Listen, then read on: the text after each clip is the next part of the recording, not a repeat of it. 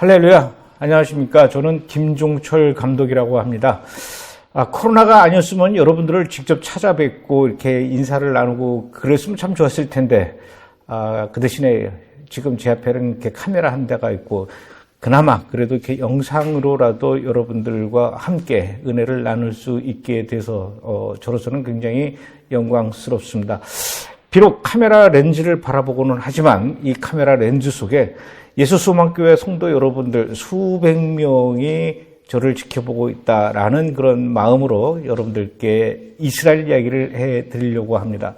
방금 전에 제가 저 자신을 소개할 때 김종철 감독이다 이렇게 이야기를 했는데 축구 감독도 아니고 공사장의 현장 감독도 아니고 바로 영화 감독이라고 합니다. 저는 2010년도에 이스라엘에서 예수를 믿는다는 이유만으로 핍박을 당하고 있는 분들이 있습니다. 메시아닉주라고 하죠. 그분들의 이야기를 소재로 한 회복이라는 다큐멘터리 영화를 만들었고요.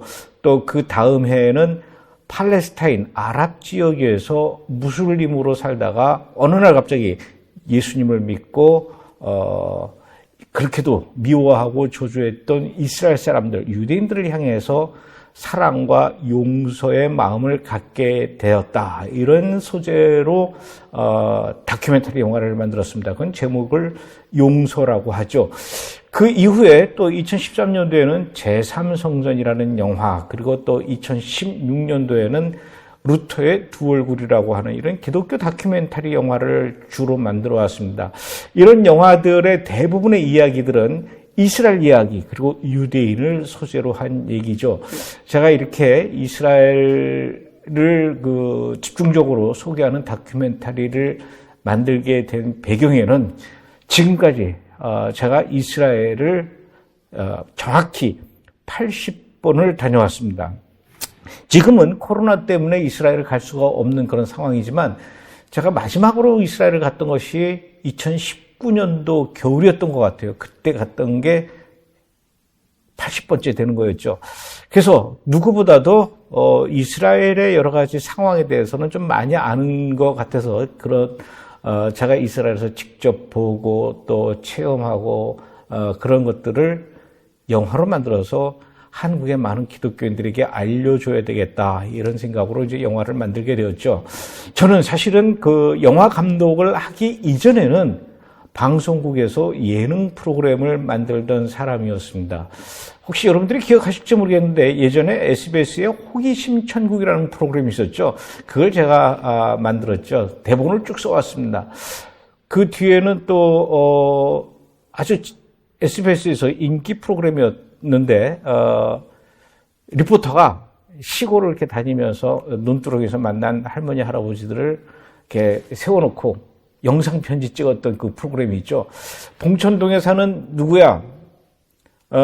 뒷집에 사는 김노인 요번에 보일러를 새로 깔았는데 가서 보니까 아주 쩔쩔 끓고 좋더라. 뭐 그렇다고 뭐 나도 깔아달라는 건 아니지만 신림동에 사는 셋째야. 뭐 이런 식으로 영상 편지 찍어서 아주 그 주말 가족 시청 시간에 인기를 끌었던 좋은 세상 만들기라는 프로그램도 있었고요. 또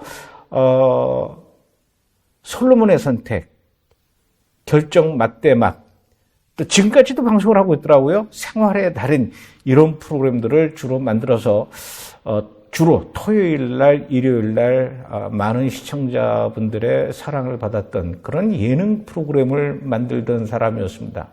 그런데 제가 어쩌다가 이렇게 이스라엘에 관심을 갖고 이스라엘을 열심히 다니게 되었나? 방송 일도 바쁜데요. 어느 날 방송국에서 한 달 동안 저에게 휴가를 줬습니다. 좀 쉬다가 와라 이렇게 해서 휴가를 받았는데 열심히 일만 하던 사람에게 갑자기 한 달 동안 휴가를 주니까 이것도 놀던 사람이래야 이게 휴가도 즐기고 그러는데 맨날 일만 하던 사람이 갑자기 한 달 동안 쉬라고 하니까 멘붕이 오더라고요. 그래서 야 이거 어떻게 보낼까 막 고민하다가 갑자기 딱 떠오르는 생각이 그래 내가 어려서부터 그렇게 가고 싶어 했던 데가 있었지 거길 가보자. 거기가 바로 이스라엘이었습니다. 저는 초등학교 5학년 때부터 교회를 다녔습니다. 그래서 늘 전도사님이나 목사님께서 설교 시간에 또는 성경 공부 시간에 들려주시던 이스라엘 이야기, 예수님 이야기, 또 예수님 제자 이야기를 들으면서 제 머릿속엔 늘 이스라엘을 이렇게 꿈꾸듯이 그림을 그리면서 언젠가는 꼭 한번 이스라엘을 가봐야지, 이런 생각을 했었습니다. 생각해 보십시오. 예수님께서 제자들과 함께 해질 무렵에 갈릴리 호숫가에 나가셔서 제자들 보고 너희들은 여기 좀 있어라, 나는 저기 가서 기도를 하고 있으마, 그러면서 찰싹거리는 그 갈릴리 호숫가 끝에 앉으셔서 그 호수물에 발을 담그시고 손끝을 담그실 때 어디선가 불어오는 그 갈릴리 호수의 바람이 예수님의 머리카락을 흩날리는, 그 갈릴리 호수는 그냥 다른 호수와는 다르게 정말로 예수님의 품속 같고 예수님의 얼굴 같은 그런 것이 바로 갈릴리 호수가 아닐까. 나도 언젠가 한번, 그날이 언제가 될지는 모르겠지만 이스라엘에 가서 예수님께서 담그셨던, 발을 담그셨던, 그리고 손끝을 담그셨던 그 갈릴리 호수에 나도 앉아서 예수님처럼 발을 담그고 손끝을 담그면서 예수님의 머리카락을 흩날렸던 그 바람을 저도 맞아보는 그런 날이 올 수 있을까, 이런 걸 꿈꿨죠. 예수님께서 마지막에 십자가에 돌아가시기 직전에 겟세마네 동산에서 땀방울이 핏방울이 되도록 애달프게 기도하셨던 그 동산에 가면은 지금도 2000년 전에 그 예수님의 애절한 기도 소리가 혹시 남아있을까? 예수님께서 십자가를 지고 골고다 언덕을 향해서 올라가실 때 그 입에서 쏟아져 나오는 거친 호흡, 그리고 예수님의 혹시 눈에서 떨어지는 눈물과 이마에서 떨어지는 그 핏방울, 이것을 지금도 이스라엘의 그 고난의 길에 가면 느껴볼 수 있지 않을까. 예수님께서 많은 사람들이 보는 앞에서 하늘로 올라가셨던 그 올리브산, 감람산 꼭대기에 올라가면은 내가 다시 올 것이다 라고 하셨던 그 예수님의 음성을 혹시라도 다시 들을 수 있지 않을까, 이런 생각을 어려서부터 늘 하면서 언젠가는 반드시 내가 이스라엘을 꼭 방문해보고 싶다, 이런 꿈을 가졌는데 그게 꿈만 가졌지 그게 현실처럼 그렇게 쉽게 이루어질 수 있는 일은 아니었죠. 그런데 방송국에서 한 달 동안 휴가를 줬으니 이제는 이스라엘을 못 갈 이유도 없죠. 저에게는 여권도 있었고 비행기 표를 끊을 만한 돈도 있었고 또 더군다나 한 달 동안 시간이 주어졌으니 이스라엘을 못 갈 이유가 전혀 없었습니다. 그게 지금부터 약 한 25년 전이었던 것 같아요. 저는 이스라엘을 가야겠다라는 그 구체적인 계획을 세우고 그 비행기를 타기까지 얼마나 마음이 설레었는지요. 그리고 드디어 이스라엘로 가는 비행기에 올라탔는데 제가 이스라엘을 가고 싶어 했던 마음만 굴뚝 같았지 정작 제가 가고자 했던 그 이스라엘이라는 나라가 어떤 나라인지에 대한 공부는 별로 하지 않았던 것을 제가 알게 되었습니다. 물론 2000년 전에 이스라엘은 제가 성경책이나 또 목사님의 설교나 성경 공부 아니면은 다큐멘터리 영상이나 또는 예수님의 이야기를 소재로 한 영화를 보면서 대충 2000년 전에 이스라엘과 예루살렘은 어땠을 것이다, 이런 그림은 그릴 수 있었지만 저는 지금 타임머신을 타고 2000년 전에 이스라엘로 가는 것이 아니라 현재 제가 살아가고 있는 지금 이 시대의 이스라엘로 날아가고 있는데 문제는 지금의 이스라엘이 어떤 상황인 줄을 전혀 모르고 있었다는 얘기죠. 심지어는 이스라엘 사람들이 어떤 말을, 어떤 언어를 사용하고 있는지 그걸 제가 미처 생각을 해보지 못했습니다. 혹시 영어를 쓰는 사람들일까? 그렇다면 제가 학교에서 배운 영어도 있고 유창하게는 못하지만 그래도 기본적으로 이렇게 소통할 수 있을 거는 같아서 영어를 쓰는 사람들이라면 다행이지만 헬라어를 쓰는 사람들인지 아니면은 히브리어를 쓰는 사람들인지 그게 갑자기 막막해지더라고요.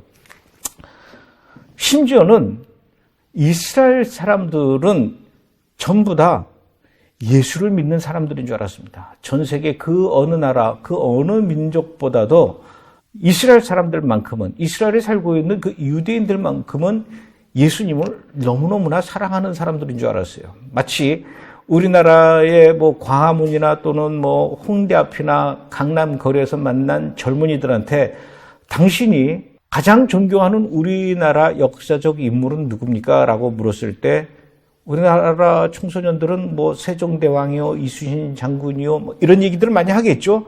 그런 것처럼 저는 예루살렘의 그 유명한 그 번화가에서 만난 유대인 청년들에게 당신들이 가장 존경하는 역사적 인물은 누굽니까? 라고 했을 때 저는 예수님을 존경합니다. 저는 베드로를 존경합니다. 저는 요한을 존경합니다. 이렇게 대답을 할 거라고 저는 생각을 했다라는 거죠. 유대인들이 예수님과 예수님의 제자들을 존경하지 않을 이유가 뭐가 있을까? 그러다 보니까 이스라엘은 전 세계 그 어느 나라보다도 교회와 십자가와 이런 것들이 가장 많은 나라. 그래서 우리나라의 어느 그 골목에 가면 커피점이 쫙 이렇게 막 수백 개가 있는 그런 골목이 있죠. 또 어떤 골목에 가면 옷가게만 쫙 있는 그런 로데오 거리가 있지 않습니까? 그런 것처럼 저는 이스라엘에 가면 다른 데도 아니고 예루살렘엔 전 세계에서 크고 유명하다는 교회에 예루살렘 지성전이 쭉 있을 줄 알았습니다. 생각을 해보십시오. 예수님께서 그 십자가를 지고 하셨던 그 길가에 미국에서 크고 유명한 교회의 지성전, 예루살렘 지성전, 심지어는 우리나라에도 큰 교회들이 많이 있지 않습니까? 그 큰 교회에 예루살렘 지성전이 거기 있을 줄 알았어요. 갈릴리 호수 또 오죽 교회가 많을까? 우리나라의 어느 유명한 그 개 호수에 가면은 카페들 많이 있지 않습니까? 또는 매운탕집이 많이 있고, 그러듯이 갈릴리 호수에는 정말로 많은 교회들이 있을 거라고 저는 그렇게 생각을 했습니다.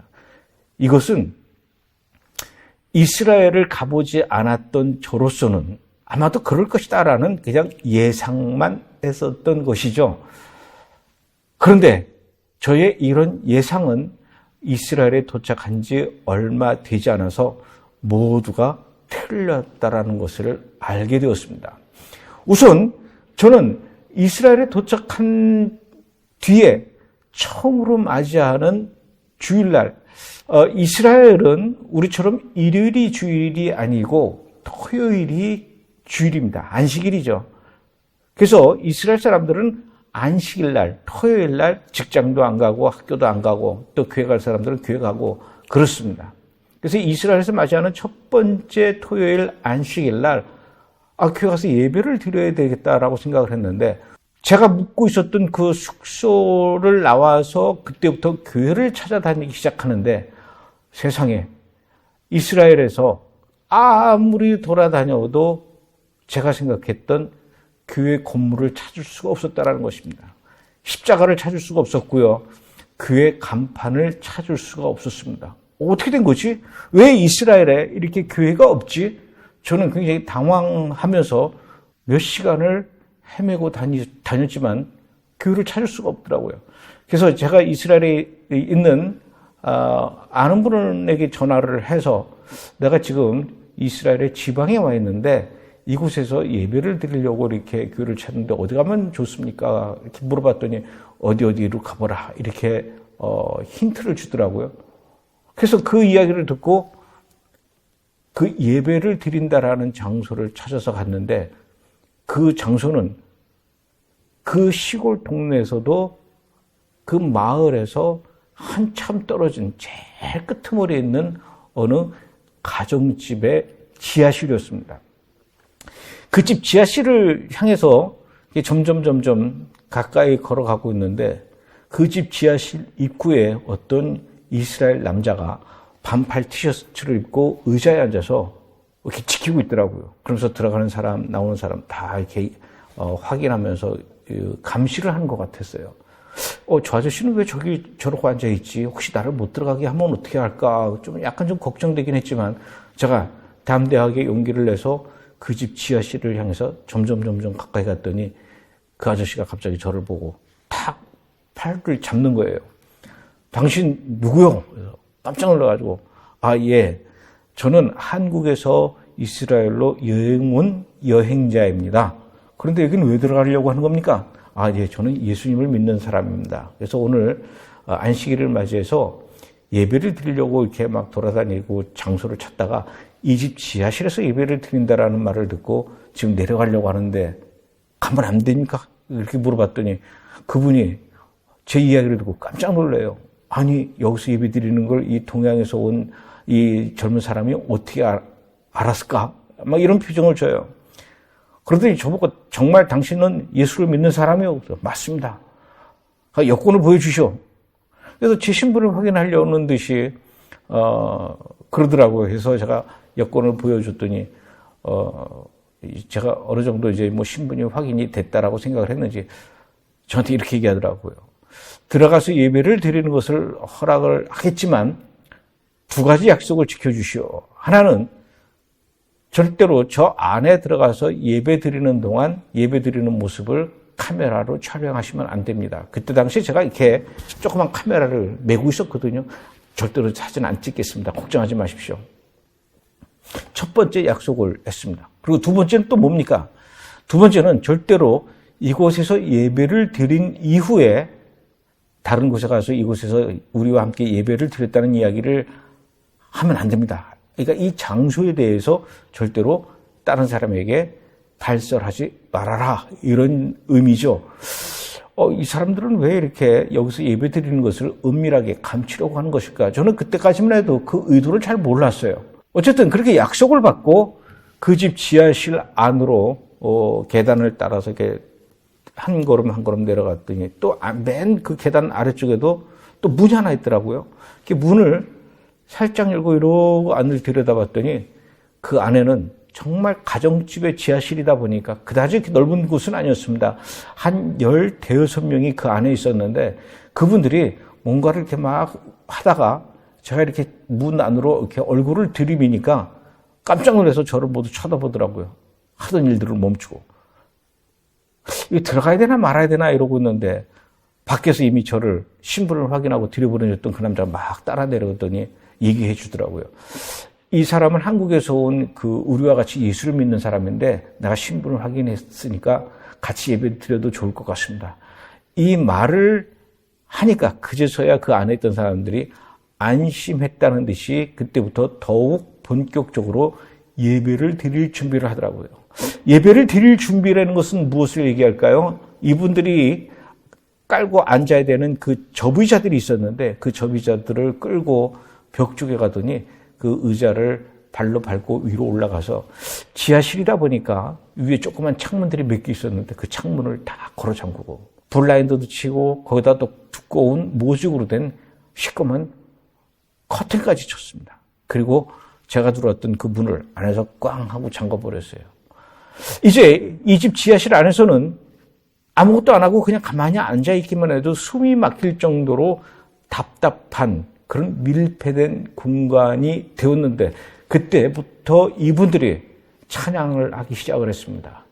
그 안에는 기타도 없고 피아노도 없고 아무런 악기도 없는데 그냥 생목소리로 얼마나 뜨겁게 찬양을 하는지요. 그런데 특이하게 이분들이 찬양을 하는데 목소리를 크게 내지 않는다는 겁니다. 마치 이 안에서 들려지는 찬송 소리가 혹시라도 창문 틈을 타고 밖으로 새어나가서 누군가가 밖에서 들을까 봐 두려워하는 사람들처럼 소리를 내지 않고 아주 작은 목소리로 찬양을 해요. 심지어 어떤 사람들은 자기의 성대를 일부러 짓눌러서 목소리가 안 나오게 하려고 그렇게 찬양을 하는 것 같았어요. 듣는 사람도 힘든데 그렇게 노래 부르는 그분들은 얼마나 더 힘들겠습니까? 그렇게 찬양을 약 1시간 정도 이어갔습니다. 그러고 나서 또 뜨겁게 기도하기 시작합니다. 기도도 역시 소리가 나지 않게 기도를 하죠. 마치 이불을 뒤집어 쓰고 흐느끼는 아이들처럼 이곳에서 드려지는 이 간절한 기도가 밖으로 새어나가지 않도록 애쓰는 그런 모습으로 약 1시간 동안 또 찬양을 하고 기도하고 또 말씀을 나누고 이렇게 해서 약 3시간 동안 그 집 지하실에서 예배를 드리더라고요. 저는 그들의 예배 드리는 모습을 저 뒤쪽에 앉아가지고 지켜보면서 3시간 내내 궁금증으로 가득 찼습니다. 아니, 이 사람들은 왜 이렇게 예배를 드릴까? 예배 끝나고 나서 서로 헤어지지 않고 막 이런저런 얘기 나누고 있을 때 저도 가지 않고 물어봤어요. 여러분들은 왜 이곳에서 이렇게 숨어서 예배를 드립니까? 이곳에서 드려지는 그 찬송 소리, 기도 소리, 설교 소리가 밖으로 새어나가면 안 됩니까? 여러분들이 이곳에서 예수님을 찬양한다라는 것을 혹시 동네 사람들이나 다른 사람들이 알면 안 되는 것입니까? 왜 그렇죠? 그랬더니 그분들이 저에게 대답을 해주기 위해서 앉으라고 그러더라고요. 그러더니 그때부터 저에게 설명을 해주기 시작하는데 절대로 자기들이 예수님을 믿는다는 사실을 이 동네 사람들이 알면 안 된다. 우리 가족이 알아서도 안 되고. 그래서 당신더러 이곳에서 예배드리는 우리의 모습을 카메라로 찍지 말아달라고 부탁을 했던 것이고 또 이곳에서 예배드린다는 사실을 동네 사람들이 알면 큰일 납니다. 그래서 다른 곳에 가서 절대로 이곳에서 우리와 함께 예배드렸다라는 이야기를 하지 말아달라고 부탁을 드렸던 것입니다. 이렇게 얘기를 해요. 알면 어떻게 되는데요? 알면 큰일 납니다. 왜 여러분들이 다른 사람들도 아니고 이스라엘 살고 있는 이스라엘 사람으로서 예수님의 후손인 여러분들이 유대인인 예수님을 찬양하고 예수님을 기도하는 이 예배를 왜 다른 사람들이 알면 안 되나요? 알면은 어떻게 됩니까? 그랬더니 그분들이 이렇게 얘기를 합니다. 우리가 예수 믿는다는 사실을 알게 되면은 우리는 다니던 직장에서도 쫓겨납니다. 이스라엘에서 유대인이 예수를 믿는다는 사실이 알려지게 되면은 그 집안의 아이들도 학교에 다닐 수가 없습니다. 학교에서 쫓겨난다는 얘기죠. 사람들이 만약에 우리의 얼굴을 알게 된다면 우리의 얼굴을 카메라로 찍어서 포스터를 만들어서 동네방네 온 사방에다가 이 전단지를 뿌리고 벽에 붙여서 이 사람들은 예수를 믿는 사람들이기 때문에 우리 동네에서 살지 못하도록 내쫓아야 된다.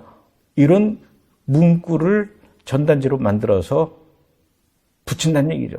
물건을 사려고 슈퍼마켓에 가도 슈퍼마켓에 돈 계산하는 옆에는 마치 경찰서에 붙어있는 현상수배범의 포스터처럼 이 동네에서 예수 믿는 사람들의 얼굴이 인쇄되어 있는 전단지가 놓여져 있어서 당신 예수 믿는 사람이네. 당신에게는 우리가 물건을 팔 수 없습니다. 하고 내쫓는다는 겁니다. 머리를 자르려고 미장원에 가도 머리를 자를 수가 없습니다. 옷가게에 가도 역시 옷을 살 수가 없고요. 심지어는 어린아이가 아파서 등에 아이를 업고 병원으로 달려가고 약국으로 달려가도 병원에선 진료해 주지 않고 약국에선 약을 팔지 않는다는 겁니다. 직장을 잘 다니고 아무리 그 직장에서 꼭 필요한 인재라고 하더라도 예수 믿는다는 사실이 알려지게 되면은 그 직장에서 쫓겨날 수밖에 없다라는 것입니다. 예배를 드리는 곳이 알려지게 되면은 동네 사람들이 모두 몰려와가지고 이 예수쟁이들 어떻게 우리 동네에서 이렇게 예수쟁이들이 모여서 예배를 드릴 수 있는가 항의한다는 얘기입니다. 항의뿐만 아니라 돌멩이를 던져서 유리창을 깨기도 하고 심지어는 제가 갔을 때 그 이전에 그 예배 드리는 곳에 이 동네 사람들이 몰려와가지고 분명히 그 건물 안에 같은 유대인들이 이스라엘 사람들이 안에 있다라는 거 알면서도 밖에서 문을 걸어 잠그고 그 주변에다가 불을 질러서 예배당을 모두 태웠다라는 거죠. 다행히 불이 난다는 사실을 알고 그 안에 있던 예수 믿는 유대인들이 피신을 해서 크게 다치지는 않았지만 예배당이 불타버렸던 거죠. 그래서 다른 장소로 옮겨가서 또 예배를 드렸는데 또 거기 또 어떻게 알고 또 와서 불을 질렀다는 거예요. 그래서 그것을 또 피해서 이제는 이 가정집에 지하실에 와서 몰래 예배 드리고 있는데, 여기까지 알려지게 되면은 동네 사람들이 또 와서 불을 지르고 해코지를 하고, 그럼 우리는 더 이상 갈 데가 없습니다. 아니, 어떻게 이스라엘에서 예수를 믿는 사람들을 이렇게 핍박을 하고, 예배를 드리는 장소에 몰려와서 이렇게 돌을 던지고 유리창을 깨고 심지어는 불을 질러가면서까지 이렇게 핍박을 할까? 그래서 지금도 예배를 드리는 동안에 우리 예수 믿는 사람들 중에 덩치 좋은 형제가 밖에서 계속 지키고 있었습니다. 오는 사람 가는 사람들을 감시하는 거죠. 우리는 언제 어떻게 동네 사람들로부터 테러를 당할지 모르는 그런 두려움에 쌓여 있습니다. 밤길에 혼자 돌아다닐 수도 없고, 예배 끝나고 집에 갈 때도 혹시 주차되어 있던 자동차 밑에 누군가가 폭탄을 설치했을지도 모른다라는 그런 두려움으로 다 확인하고 탈 수밖에 없습니다. 아니, 왜 이렇게 이스라엘 사람들이, 유대인들이, 한 동네 사람들이 이렇게 예수를 믿는다는 이유만으로 이 예수 믿는 사람들을 핍박을 할까요? 당신은 그 유대인과 예수 믿는 사람들, 기독교인들, 특히 예수와의 관계에 대해서 잘 모르시는군요. 잘 모릅니다. 얘기 좀 해주세요. 그때부터 이분들이 또 저에게 얘기해 주기 시작했습니다. 이스라엘은 지금부터 2000년 전인 AD 70년에 로마에 의해서 멸망을 하죠. 예루살렘 온 시내가 불에 타고, 또 예루살렘과 이스라엘 전역에 살고 있던 유대인들을 전부 다 포로로 끌고 갔습니다. 로마로 끌려가지 않은 포로는 또 다른 나라로, 다른 지역으로 떠날 수밖에 없는, 그야말로 디아스포라, 이산의 그런 삶을 살아야 했습니다. 그리고는 1948년에 정말로 전 세계 그 누구도 예상치 못했던 이스라엘이라는 나라가 다시 생기게 됐죠. 그 흩어져서 남의 나라에서 살던 1878년 동안의 세월은 유대인들에게 얼마나 고통의 시간이었겠습니까? 다시 말해서 기독교인들로부터 너희들은 예수님을 십자가에 못 박은 민족이야 라는 이유로 온갖 핍박을 받았던 그런 핍박의 시간들이었다, 이렇게 이야기를 했습니다. 유대인들이 기독교인들로부터 1878년 동안이나 핍박을 받았다. 저는 그 얘기를 듣고 깜짝 놀랐습니다. 한 번도 저는 교회에서 또는 학교에서 우리 기독교인들이 유대인들을 향해서 핍박을 했다라는 이야기를 들어본 적이 없는데, 유대인들은 그렇게 생각을 했다라는 것이죠. 유대인들이 AD 70년에 이스라엘이 멸망한 이후에 전 세계로 흩어지면서 어떤 유대인은 유럽으로 가고, 어떤 유대인은 로마로 끌려가고, 또 어떤 유대인들은 아프리카로 끌려가고, 뭐 이런 식으로 막 흩어졌었죠. 그런데 그 흩어진 나라에서 그렇게 너희들은 예수를 죽인 민족이야 라면서 핍박을 했다라는 겁니다. 지금부터 1000년 전에 예루살렘은 이슬람 성지로 변해 있었다라고 합니다. 유럽에 있던 기독교인들이, 아니 어떻게 예루살렘이 이슬람의 성지로 변해 있을 수 있는가? 그 예루살렘을 다시 우리 기독교의 성지로 되찾아야 된다 라면서 유럽의 기독교인들이 예루살렘까지 찾아오죠. 그들이 바로 누굽니까? 십자군들이었습니다. 길게는 몇 년씩 걸리고 짧게는 6개월 정도 걸리는 그 먼 거리를 유럽에서 십자군들이 예루살렘까지 찾아오는 동안에, 오는 동안에 만나게 되는 유대인들을 얼마나 많이 잔혹하게 살해를 했는지요. 그리고 예루살렘에 마침내 도착했을 때 십자군들이 제일 먼저 한 일이 무엇이었을까요? 그때 당시 십자군이 예루살렘에 도착했을 때 예루살렘에는 무슬림들만 살고 있었던 것이 아니라 유대인들도 살고 있었다는 거예요.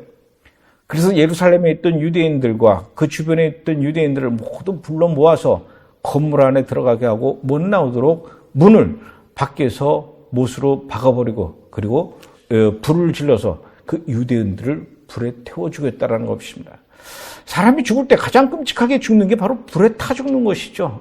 그런데 그 건물 안에 있던 유대인들이 불에 타 죽으면서 깨진 유리창 너머로 유대인들이 죽으면서 마지막으로 본 것은 십자군들이었습니다. 그 십자군들이 들고 있었던 깃발에 그려진 빨간 십자가, 그리고 십자군들이 입고 있었던 갑옷의 앞면에 그려져 있던 붉은 십자가.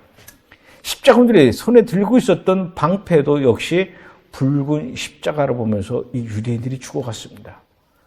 십자군들이 불에 타 죽는 유대인들을 그냥 바라만 보고 있었던 것이 아니라 불이 활활 타고 있는 그 건물 주변을 빙글빙글 돌면서 노래를 불렀답니다. 예수님 찬양, 예수님 찬양.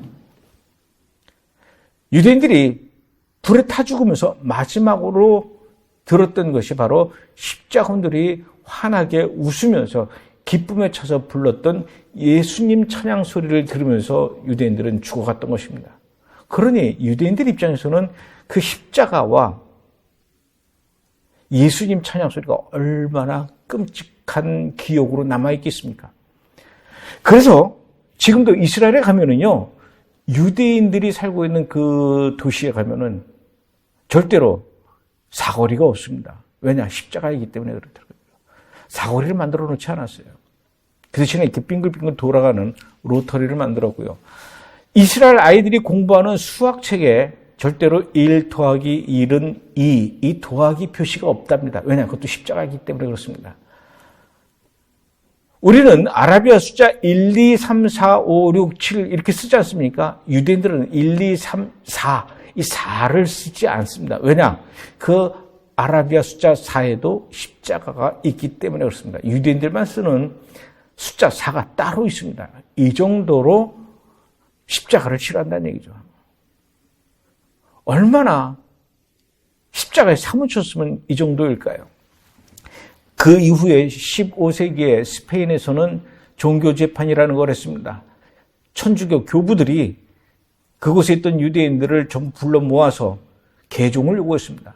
너희들은 지금부터 이제 유대교를 버리고 예수를 영접해야 된다.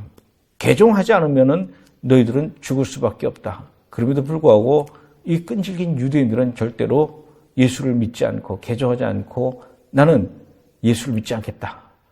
그 보는 앞에서 목이 잘려 죽거나 불에 타 죽는 끔찍한 종교 재판이 있었죠. 유대인들은 이런 아픔의 역사를 다 기억하고 있는 것입니다.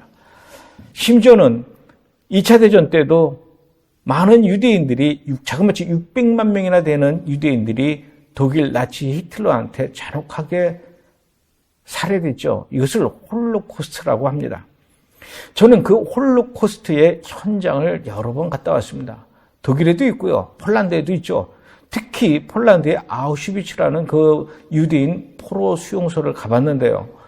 그곳에는 허물어진 곳도 있고 아직도 허물어지지 않고 그 형태를 유지하고 있는 가스실이 있습니다. 마치 우리 동네의 대중목욕탕만한 그런 공간 안에 유대인 포로들을 남자, 여자, 어린아이, 노인네 가리지 않고 모두 옷을 벗기고 머리를 모두 빡빡 깎고 그리고는 그 좁은 가스실 안으로 집어넣는데 얼마나 많은 사람들을 집어넣는지요. 100명이 들어가도 꽉 찰 것 같은데 그 안에 자그마치 1000명을 집어넣었답니다. 마치 김장철에 배추포기 쌓듯이 산 사람을 가스실 안에 빽빽하게 집어넣고는 못 나오도록 밖에서 문을 걸어 잠그고는 그 샤워 꼭지에서 독가스가 나와서 3분 내에 그 안에 있던 유대인들을 팍 죽이는 이런 끔찍한 일을 저질렀던 사람들이 바로 독일 나치죠. 그때 당시에 그 가스실로 향해서 걸어가는 그 유대인들의 그 발걸음이 얼마나 비참했겠습니까? 참담하고 두렵고 공포스러웠겠습니까? 그때 어떤 유대인들이 바티칸에 교황한테 편지를 보냈답니다. 그때 당시에 교황은 독일 사람이었고요. 히틀러도 독일 사람이었습니다. 교황이시여, 당신은 사랑의 종교, 사랑을 부르짖는 평화의 사도 아닙니까? 제발 저 히틀러에게 이야기해 주십시오. 우리 유대인 어른이나 노인들이 죽어가는 것은 어쩔 수 없다 치더라도 아무런 영문도 모르고 정치적 이유도 없는 유대인 아이들만큼은 제발 이 가스실로 들어가는 죽음의 행렬에서 좀 구해줘야 되는 거 아닙니까? 교황께서 히틀러에게 좀 얘기해서 이 아이들만큼은 구원해 주십시오라고 애절하게 편지를 보냈답니다. 그로부터 약 한 달 뒤에 이 교황으로부터 답장이 왔답니다. 뭐라고 하냐면 유대인의 피가 흐르는 이상 이 세상에서 구원받을 수 있는 영혼은 아무도 없습니다. 이 편지로 인해서 가스실로 끌려간 유대인 아이들의 숫자는 자그마치 150만 명이었습니다. 이 편지를 보낸 교황은 그 다음에 독일로 날아갔습니다. 그러고는 독일 나치 히틀러와 함께 나란히 앉아서 담배를 피면서 소파에서 환하게 웃고 있는 장면이 신문에 나왔죠. 그 뉴스를 보는 유대인들의 마음은 오죽했겠습니까? 얼마나 가슴이 아팠을까요? 근데 그 교황의 가슴에는 주먹만한 십자가가 매달려 있었습니다. 이러니 유대인들 입장에서 십자가라면, 예수라면 얼마나 끔찍하겠습니까? 우리가 예수 때문에, 그 십자가 때문에, 기독교 때문에 지난 1878년 동안 내 아버지와 내 할아버지와 우리 조상들이 당했던 핍박과 고난의 역사를 안다면 다른 민족도 아니고 어떻게 유대인들이 예수를 믿을 수 있는가? 이것은 말이 안 된다. 한국 사람이 예수를 믿든 부처를 믿든 다른 신을 믿든, 미국 사람이 예수를 믿든 부처를 믿든 다른 신을 믿든 알라를 믿든 그건 상관없다. 그러나 적어도 유대인들만큼은 예수를 믿어서는 안 된다. 그런데 다른 마을도 아니고 우리 마을에, 다른 집도 아니고 우리 가족 중에 예수를 믿는 사람이 나타났다고, 그리고 그런 사람들이 모여서 우리 동네에서 예배를 드린다고, 이것은 도저히 받아들일 수 없다. 이렇게 생각하는 것이 바로 오늘날 이스라엘에 살고 있는 유대인들이 예수님과 기독교와 십자가에 대한 감정이라는 것입니다. 이런 속에서 우리가 예수를 믿고 있으니 얼마나 불안에 떨면서 이렇게 숨어서 예배를 드릴 수밖에 없는 상황이라는 것이죠. 저는 그 얘기를 듣는 동안 얼마나 참담하던지요. 아, 나는 그동안 너무 이스라엘에 대해서 잘 몰랐구나. 유대인들에 대해서 잘 몰랐구나. 이스라엘의 상황이 지금 이런 상황이었구나. 그런 이야기를 한참 해주던 그 예배를 드렸던 유대인들 중에 몇 분이 마지막으로 저에게 이렇게 얘기합니다. 내가 당신에게 부탁을 하겠습니다. 당신은 한국에서 방송국에서 일한다고 했죠? 네, 그렇습니다. 당신은 한국에서 교회를 다닌다고 했죠? 네, 그렇습니다. 그렇다면 다른 사람도 아니고 당신이라면 이 일을 해줄 수 있을 것 같습니다. 당신에게 부탁을 하겠습니다. 당신이 한국에 돌아간다면 한국에 돌아가서 많은 기독교인들에게, 많은 한국 사람들에게 현재 지금 이스라엘의 상황을 알려주십시오. 한국에는 큰 교회가 많다라고 이야기 들었습니다. 한국에는 수많은 선교단체가 있다고 하죠. 한국에는 수많은 선교사들이 있다라고 얘기 들었습니다. 또 한국에는 많은 성도들이 있다고 했습니다. 그런데 그렇게 많은 교회와 많은 선교단체가 전 세계에 많은 선교사들을 보내고는 있지만 정작 복음이 시작된 이스라엘은 선교사를 보내지 않습니다. 전 세계 많은 나라와 많은 민족을 위해서 그렇게 한국 교회가 뜨겁게 기도하지만 정작 이스라엘을 위해서는 기도하는 분들이 많지가 않습니다. 듣고 보니까 그게 맞는 것 같아요. 우리는 오히려 이스라엘이 우리를 위해서 선교사를 보내면 보냈지 우리가 굳이 이스라엘로 선교사를 보내야 할 필요가 있을까?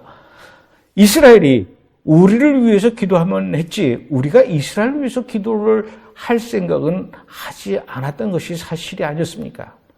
마치 등잔불 밑이 어두웠던 것처럼 정작 우리의 기도와 우리의 관심이 필요했던 그 땅 이스라엘을 위해서 우리는 관심도 없었고 선교사를 보낼 생각도 하지 않았고 또 그 나라 그 민족을 위해서 기도할 생각을 하지 않았던 것이 사실이 아닐까. 오늘도 예루살렘의 통곡의 벽에 가면 수많은 정통 유대인들이 머리를 앞뒤로 흔들며 기도하고 있습니다. 하나님, 우리에게 빨리 메시아를 보내주십시오. 2000년 전에 왔다는 그 예수는 우리의 진짜 메시아가 아니라 그는 가짜입니다. 그건 가짜 말고 진짜 메시아를 우리에게 보내주십시오 라고 기도하면서 예수를 부정하고 부인하고 있는 그 정통 유대인들에게 찾아가서 한국의 그 어떤 선교사도 야, 이 사람들아, 당신들이 기다리는 메시아는 이미 2000년 전에 왔어. 그리고 하늘로 올라가셨다가 이제 다시 오실 거야. 이렇게 얘기해 주는 사람이 없었다라는 것이죠. 그분들은 저에게 이런 이야기들을 해주면서 한국에 돌아가면은 많은 기독교인들에게, 많은 목사님들에게 이런 이스라엘의 영적인 상황을 알려주고 이스라엘 위해서 기도해 달라고 요청을 했지만 저는 그분들의 그 요청을 그저 그냥 듣고만 있을 수밖에 없었습니다. 지금은 제가 방송국에서 일을 한다고는 하지만 사실은 제 후배들보다도 선배들이 더 많이 있습니다. 제가 아무런 방송국에서 결정을 할 수 있는 권한이 있는 위치에 되지 못합니다. 그러나 오늘 여러분들의 그 애끓고 또 눈물 나고 그 절규하는 그 이 기도 요청의 이야기들을 저는 오늘 분명히 들었고 여러분들의 이야기가 제 가슴 속에 깊이 새겨졌습니다.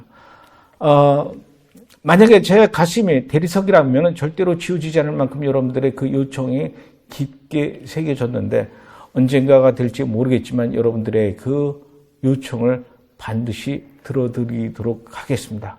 라고 그 자리에서 그렇게밖에 얘기할 수밖에 없었습니다. 그럼 그것도 빨리 빠져나왔죠. 그 이후에 저는 한 달 동안 이스라엘을 여행하면서 이스라엘에 도착하자마자 듣게 되었던 그리고 직접 보게 되었던 그 예수 믿는 메시아닉 주들의 상황이 머릿속에 떠나지 않았습니다. 그들의 떨리는 목소리를 저는 잊을 수가 없었습니다. 한국에 돌아온 뒤에도 역시 마찬가지였죠. 그 이후에 이스라엘을 또 계속 왔다 갔다 하면서도 그분들의 그 기도 소리, 그들의 그 부탁의 요청사항을 저는 절대로 잊지 않았습니다. 약 15년이라는 세월이 흘렀습니다. 이제는 그들의 이야기를 제가 부탁을 들어드릴 수 있을 만한 방송국에서 또 위치가 된 것 같고 또 마침 SBS에서 성탄 특집으로 뭔가를 준비해야 될 것 같아서 방송국의 윗분들에게 그 이야기를 했죠. 국장님, 예수님의 고향 이스라엘 그곳에 살고 있는 유대인들이 예수를 믿지 않습니다. 오히려 예수를 굉장히 미워합니다. 미워하는 정도가 아니라 아주 저주까지 합니다. 그래서 예수를 믿는 사람들을 핍박을 하는데 아주 끔찍하게 핍박을 합니다. 이 이야기를 SBS 성탄 특집으로 다큐멘터리를 해보면 어떨까요?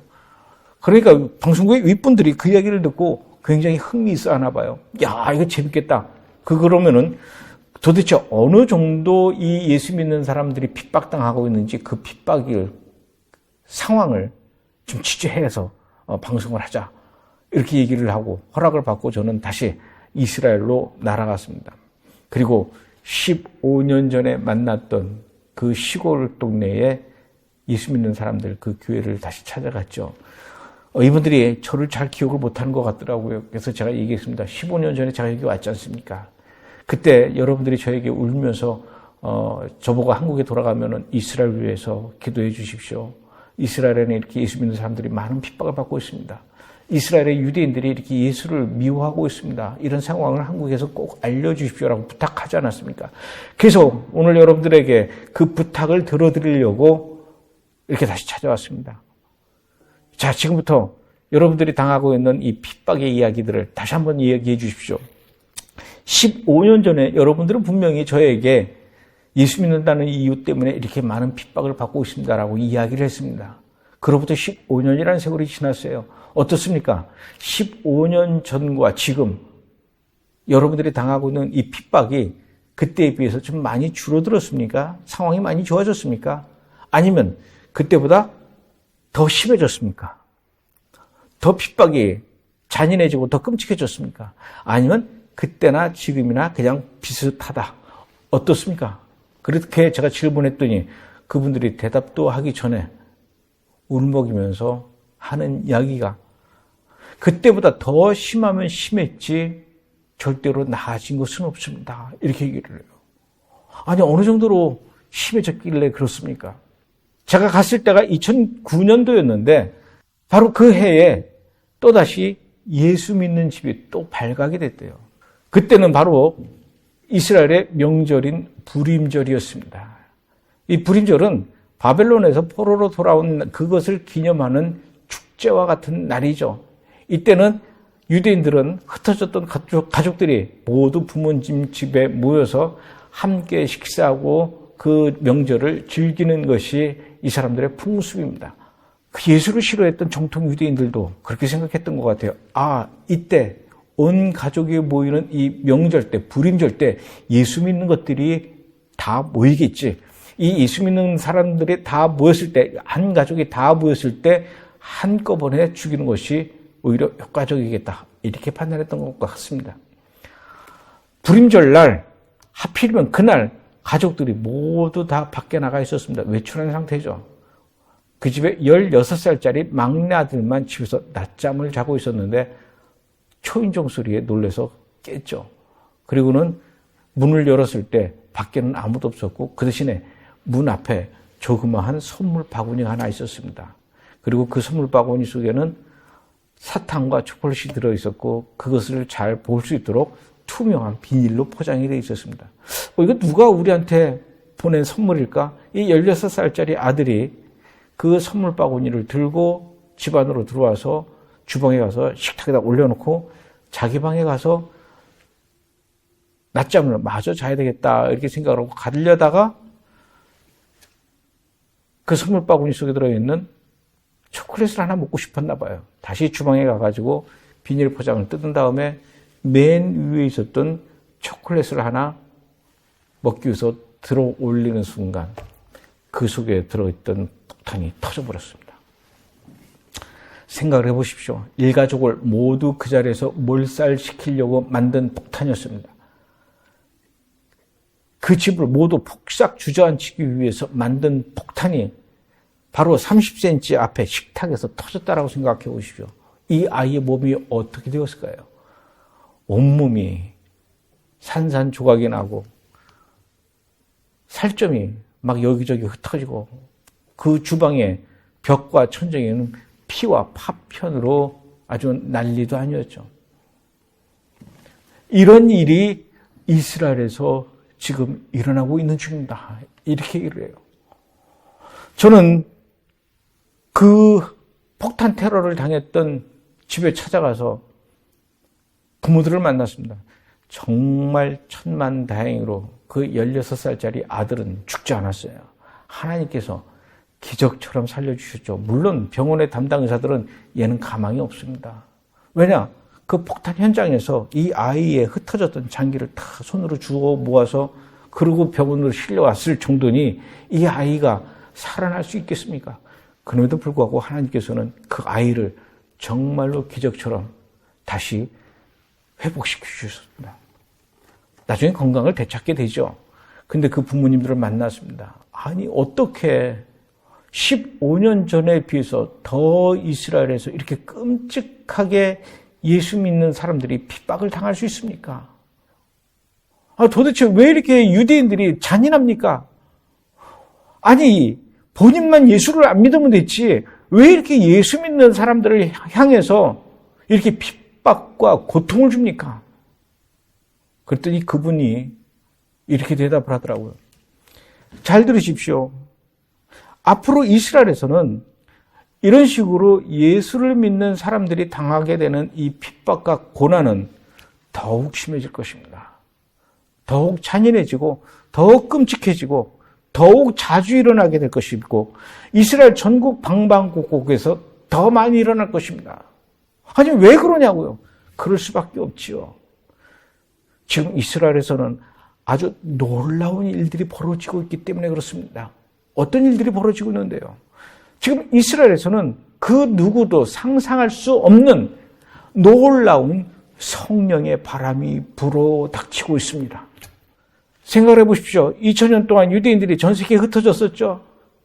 그 흩어졌던 유대인들이 그 나라 사람들에게 이 예수를 죽인 민족이라고 얼마나 많은 핍박을 받았습니다. 그래서 그 핍박을 견디지 못해서 여기서는 도저히 못 살겠다. 그래서 찾아오는 것이 바로 이스라엘입니다. 그러다 보니까 전 세계에 흩어져 있는 유대인들보다도 오히려 이스라엘에 살고 있는 유대인들이 가장 더욱 예수와 기독교와 십자가라면 부들부들 떨고 증오의 마음은 상상할 수 없을 만큼 크다는 것입니다. 이스라엘에 살고 있는 이스라엘 사람들이 그렇다라는 거죠. 이런 사람들이 예수를 믿는다는 건 상상할 수도 없다는 것입니다. 아무리 이 사람들에게 예수를 이야기하고 복음을 증거해도 그들은 절대로 받아들이지 않습니다. 정말로 대리석에다 바늘을 꽂아도 그것보다 더 심할 정도로 이들의 마음 문은 굳게 닫혀있고 귀를 틀어막아서 절대로 예수를 믿을 수 없는 사람들이 바로 이스라엘의 유대인들이라는 것이죠. 그런데 그 유대인들에게 최근 들어서 놀라운 일들이 일어나고 있는데 그것이 바로 예수 믿는 유대인들이 점점 늘어나고 있다는 사실입니다. 1948년에 이스라엘이 건국될 당시만 해도 이스라엘 전국에서 예수를 믿는 유대인들의 숫자는 30명도 안 됐다고 합니다. 한 27명에서 30명 정도 됐다고 해요. 여러분, 그때 당시에 이스라엘의 유대인들이 약 80만 명이었거든요. 그 80만 명 중에 30명도 안 됐답니다. 전 세계에서 가장 복음화가 안 된 나라가 바로 이스라엘이에요. 그랬던 그 이스라엘이 그로부터 약 30년이 지난 뒤에는 약 10배로 늘어났답니다. 그리고 제가 갔을 때 당시였던 2009년도 이게 제가 첫 번째 영화 회복 영화를 촬영할 때 당시인데 이때 제가 이스라엘에 갔을 때는 어느 정도로 늘어났느냐.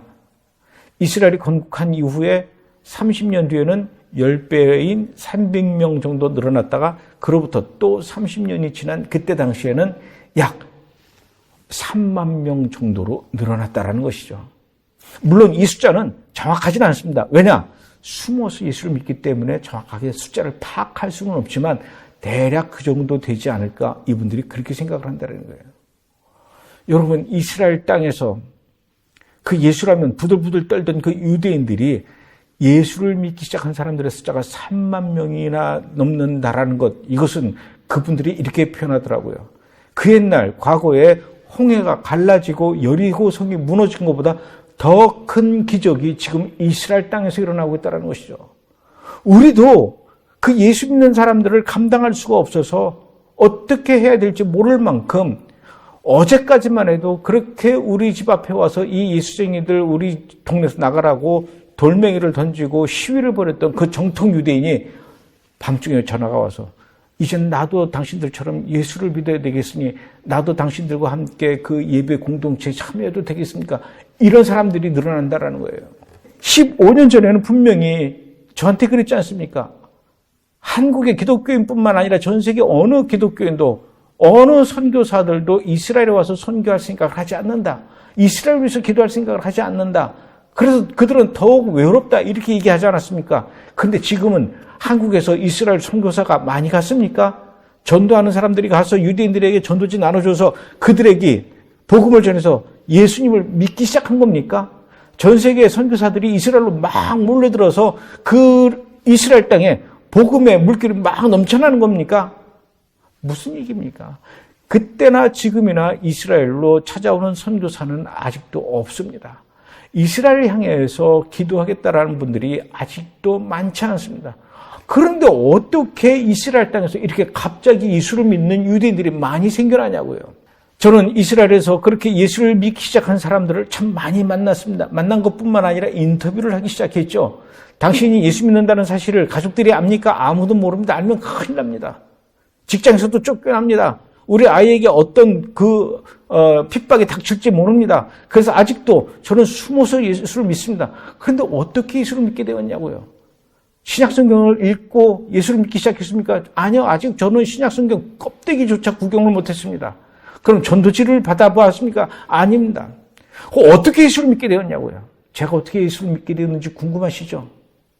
제가 만나서 인터뷰했던 그 많은 예수 믿는 유대인들이 예수를 믿게 된 결정적인 계기가 그 계기들 중에 약 90%는 80% 내지는 90%는 여러분 놀라지 마십시오.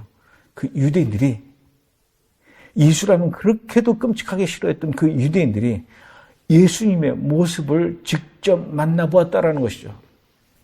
어떤 사람은 술에 취해서 길바닥에 쓰러져 있었답니다. 그래서 대형 트럭이 이 남자를 덮치려고 하는 순간 그렇게 되면 죽겠죠. 그때 누군가가 나타나서 이 사람을 살려줬다는 거예요. 이분은 자기를 살려주신 분이 예수님이라고 믿고 있었습니다. 어떤 사람은 통곡의 가서 열심히 고개를 앞뒤로 흔들면서 하나님한테 기도했답니다. 하나님, 2000년 전에 왔다는 그 예수는 우리의 진짜 예수가 아닙니다. 메시아가 아닙니다. 그 가짜 메시아 말고 진짜 메시아를 보내주십시오. 막 이렇게 기도할 때 그 통곡의 벽 바로 옆에서 어떤 사람이 벽에다가 소리를 짓고 이 남자를 물끄러미 바라보고 있는데 울더라는 겁니다. 이분은 계속 기도하면서 아니 저 사람은 왜 여기까지 와서 나처럼 기도는 안 하고 왜 기도하는 나만 쳐다보고 있는 거야. 기도하는데 영 신경 쓰여서 기도하다 멈추고 그 쳐다보는 그 남자를 쳐다보니까 그 남자가 바로 예수님이었다라는 사실이에요. 예수님을 만난 거에 대한 기쁨이 넘쳐서 한다고 하지만 그분들이 예수님 만난 이야기는 저는 도무지 믿을 수가 없었어요. 당신이 보았다라는 그분은 예수님이 아닐 수도 있지 않습니까? 곱슬거리는 머리가 어깨까지 내려오고 콧수염 좀 길고 턱수염 길고 성가대 가운 같은 거 하얀 거 입고 맨발로 서 있고 이러고 있으면 그게 전부 다 예수님이냐고요. 당신이 봤다라는 그분은 예수님이 아니라 아브라함이거나 엘리야 선지자이거나 아니면 당신이 얼굴을 보지 못했던 당신의 외할아버지거나 조상일 수도 있죠. 그분이 어떻게 예수라고 할 수 있겠습니까? 예수님의 신분증을 보았습니까? 당신 말씀 잘했습니다. 나는 분명히 예수님의 신분증을 보았습니다. 나를 향해서 내미는 그분의 손에 난 못자국을 나는 분명히 보았고 내가 그분에게 물었습니다. 당신이 누구십니까? 라고 했을 때 그분이 그분의 입으로 내가 바로 예수다. 예수다라는 소리를 내 귀로 분명히 들었는데 어떻게 내가 예수를 부정할 수 있겠습니까? 예수님의 눈에서 떨어지는 그 눈물이 내 손등에 떨어지고 예수님께서 나를 향해서 안아주시는 그 따뜻한 손끝과 손길을 내가 경험을 했는데 내 어깨에 닿고 내 팔뚝에 닿았는데 그 촉감을 아직도 잊지 못하고 있는데 내가 어떻게 예수님을 부인할 수 있겠습니까? 나는 예수님의 모습을 직접 보았고 예수님의 음성을 직접 들었고 예수님의 그 손길을 직접 경험했기 때문에 나는 이젠 더 이상 예수님을 부인할 수가 없고 예수님을 나의 구세주이고 나의 메시아로 받아들일 수밖에 없으며 예수님이야말로 진정한 하나님의 외아들 독생자라는 사실을 나는 부인할 수가 없습니다. 이 사실을 저는 목숨을 걸고서라도 이야기할 수가 있습니다. 이제 나는 누가 어떤 핍박을 준다고 해도 예수님을 거절하지 않고 예수님을 증거할 것입니다. 이렇게 얘기를 하는 거예요. 제가 더 물어봤죠. 당신이 그 예수님을 만났던 날을 기억하십니까? 당연히 기억하죠. 그렇게 영광스러운 날, 그렇게 충격적인 날을 내가 어떻게 잊을 수 있습니까?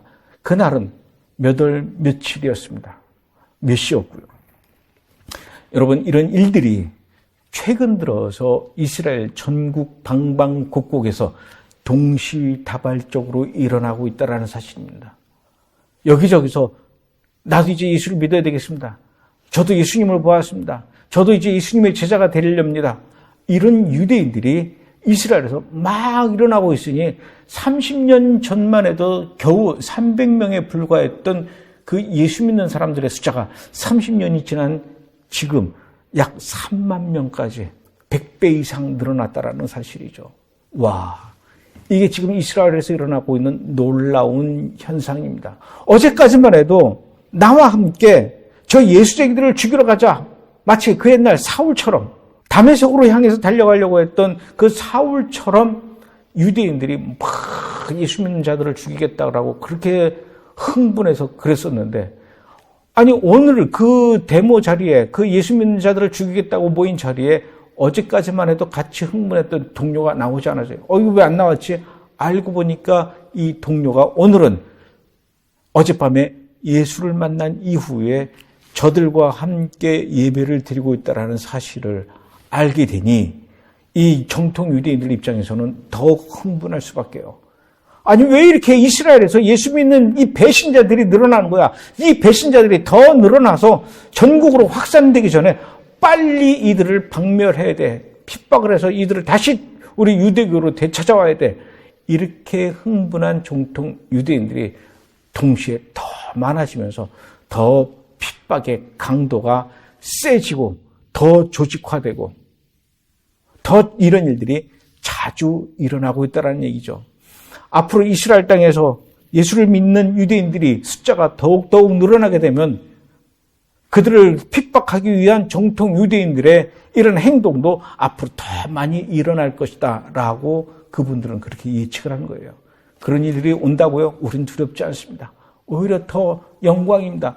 그런 날들이 더 빨리 오도록 우리는 기대하고 있습니다. 하나님께 기도하고 있습니다. 하나님, 비록 우리가 희생당하고 고통당하더라도 이렇게 그 고통을 당하면서도 불구하고 우리와 같이 예수와를 믿는, 예수님을 믿는 우리의 식구들이 많이 늘어날 수 있게 해주십시오. 이들이 이렇게 지금 기도하고 있다는 거예요. 그래서 그분들이 저에게 또 이런 얘기를 합니다. 왜 이런 일들이 지금 이스라엘에서 일어날까요? 바로 예수님께서 말씀하셨지 않습니까?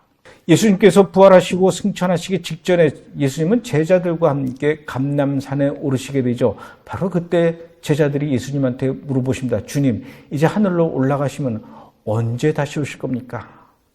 그때 예수님께서 다시 오실 때 재림의 때에 대해서 대답을 하시는 그 이야기가 마태복음 24장에 나오죠. 24장 32절에 예수님께서 언제 오시게 될지에 대한 이야기를 힌트를 주십니다. 바로 그 유명한 무화과 나무 비유죠. 32절에 보면은 예수님께서 이렇게 이야기하십니다. 무화과 나무의 비유를 배우라. 그 가지가 연하여지고 잎사귀를 내면 여름이 가까운 줄을 아나니 이와 같이 너희도 이 모든 일을 보거든 인자가 가까이 곧 문 앞에 이른 줄 알라. 이렇게 얘기하시죠. 여기서 이야기하는 무화과 나무는 바로 이스라엘 민족을 이야기한다고 하죠. 그 무화과 나무 가지가 연하여지고, 무화과 나무 가지가 연하여진다는 것은 그렇게도 예수님에 대해서, 복음에 대해서 이야기할 때 마음의 문을 꼭꼭 걸어 잠그고 귀를 틀어막고 마음이 완악했던 그 유대인들이 어느 순간 마음이 열리면서 그래 이제 내가 한번 너희들 이야기를 들어볼게요. 예수가 어떤 사람인지 궁금해. 예수에 대해서 얘기해봐. 마음의 문이 열리고 귀가 열리면서 예수님을 받아들이는 것을 무화과 나무 가지가 연하여지게 된다는 것이고 그렇게 해서 예수를 믿게 된 이 유대인들이 3, 4, 5 모여서 공동체를 이루고 함께 예배드리는 그 현장이 바로 잎사귀를 이야기한다는 것이죠. 지금 이스라엘에서 그렇게 예수 믿는 사람들이 3, 4, 5 모여서 예배드리는 그 현장, 공동체죠. 우리로 치면 교회입니다. 이게 이스라엘 전국 방방곡곡에 300군데가 넘는다고 하죠. 이스라엘에서 이렇게 예수 믿는 사람들의 숫자가 늘어나고 그 공동체, 교회가 300개 이상, 2009년도에 300개 정도 된다고 했으니까요. 그로부터 약 13년 정도 지난 지금은 아마 300개보다 훨씬 더 많이 늘어났을 것이고 그때 당시에 약 3만 명이라고 했으니까 지금은 그보다도 훨씬 더 많은 유대인들이 예수를 믿고 있지 않을까 그렇게 생각이 되는데 이런 일들이 지금 이스라엘에서 일어나고 있다는 얘기죠. 이것은 있을 수가 없는 일인데 이게 지금 이스라엘에서 일어나고 있는 놀라운 영적인 현상이라는 것입니다. 성령의 쓰나미가 일어나고 있다는 얘기죠.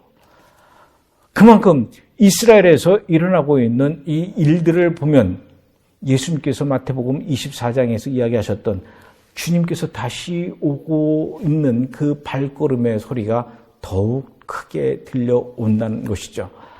이스라엘은 이렇게 회복되어져 가고 있습니다.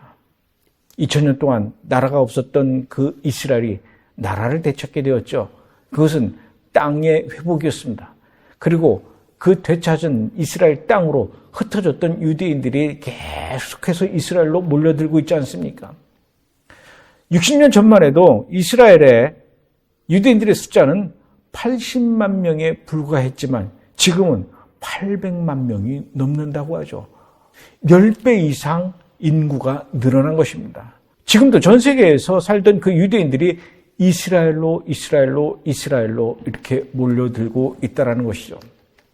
여러분, 지금 이스라엘은 우리가 몰랐던 상황 속에서도 관심을 갖지 않았던 그런 상황 속에서도 이렇게 놀라운 일들이 일어나면서 복음화되어져 가고 있습니다. 예수 믿는 사람들이 늘어나고 있습니다. 예수 믿는 사람들이 늘어남과 동시에 또 그들이 받게 되는 핍박도 더 극심해지고 있죠. 물론 물리적인 폭력만 있는 것이 아니라 또 여러 가지 행정적인 그리고 정서적인 그런 핍박을 많이 받고 있습니다. 그러면 그럴수록 그들은 더욱 믿음이 강해질 것이며 또 우리에게 기도의 요청을 해오고 있습니다. 우리는 이스라엘에 대해서 너무 몰랐습니다. 관심이 없었습니다. 이스라엘은 알아서 잘 예수를 믿겠지, 알아서 복음화되고 있겠지 했지만 우리의 무관심 속에서 그렇게 힘들게 어렵게 믿음을 지켜나가고 있는 그런 상황이라는 것이죠. 사랑하는 예수소망교회 성도 여러분, 그동안 혹시 여러분들은 이스라엘에 대해서 얼마나 관심을 가지셨는지 모르겠지만 이제부터라도 이스라엘을 위해서 좀 관심을 가져주시고 이스라엘을 위해서 기도해 주시고 이스라엘을 축복하는 예수소망교회 성도 여러분이 되어주신다면 하나님께서도 여러분들을 기억하시고 축복해 주시리라 믿습니다. 오늘은 여러분들에게 지금 현재 일어나고 있는 이스라엘의 영적 상황에 대해서 설명해 드렸습니다. 좀 어떻게 여러분들에게 유익한 시간이 되셨는지 모르겠고요. 이번에는 이렇게 코로나 때문에 영상으로 인사를 드리고 강의를 했지만 나중에 좀 코로나가 진정이 되면 제가 또 직접 찾아가서 여러분들에게 오늘 말씀보다도 더 은혜롭고 유익한 그런 강의를 또 해드린 그날을 약속드리겠습니다. 감사합니다.